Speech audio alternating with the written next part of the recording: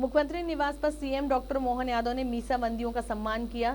साथ ही कर्नाटक के राज्यपाल थावरचंद गहलोत और हरियाणा के पूर्व राज्यपाल कप्तान सिंह सोलंकी को ताम्र पत्र भेंट कर सम्मानित किया।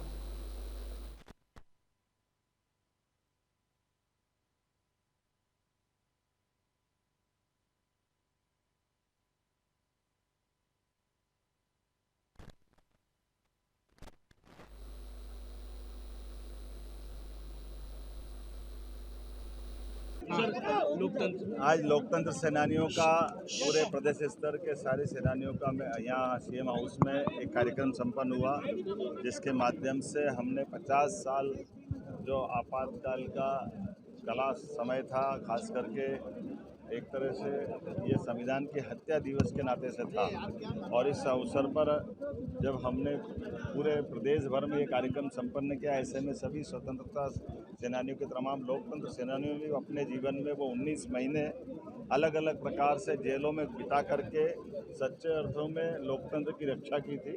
हमारी पार्टी और हम सब इस बात पर सहमत हैं कि हमारे लिए वो अगर समय नहीं होता तो आसपास के सभी देशों की तरफ देखो जहां लोकतंत्र का मजाक बन गया, लेकिन भारत का लोकतंत्र फल फूल रहा है। तो ऐसे लोकतंत्रता सेनानियों, स्वतंत्रता सेनानियों, इनके कारण से ही हमारी सरकार चले।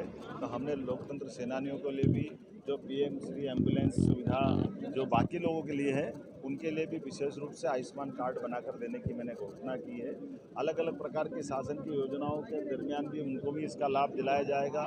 शासन के माध्यम से ऐसे लोकतंत्र के समर्थक लोगों के लिए जिन्होंने अपने सब कुछ दिया है, हमारा फर्ज है कि हम उनको स्मरण करें। आज के इस अवसर पर मैं सबका स्वागत करता हूँ, अभिनंदन करता हूँ।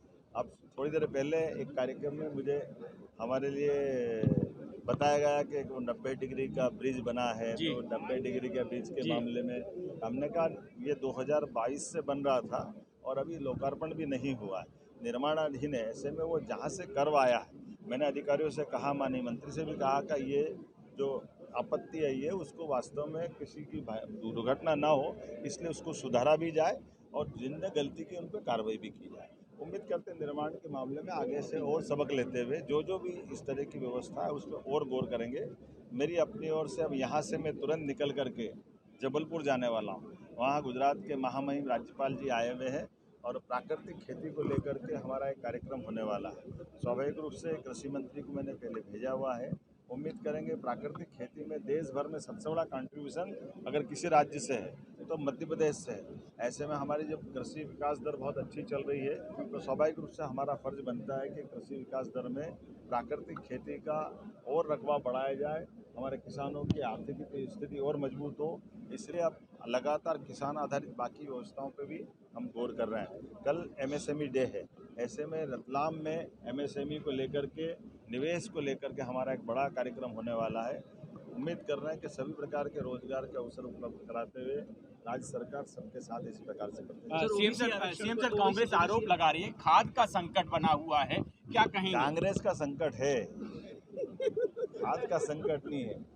कांग्रेस के पार्टी के अंदर नेतृत्व का संकट है, कांग्रेस के अंदर नेताओं का संकट है, कांग्रेस के पास मुद्दों का संकट है, कांग्रेस के अंदर भाषा का संकट है, कांग्रेस के चुनाव चल रहे तो चुनाव में निर्वाचन में आने वाले झगड़ों का संकट है।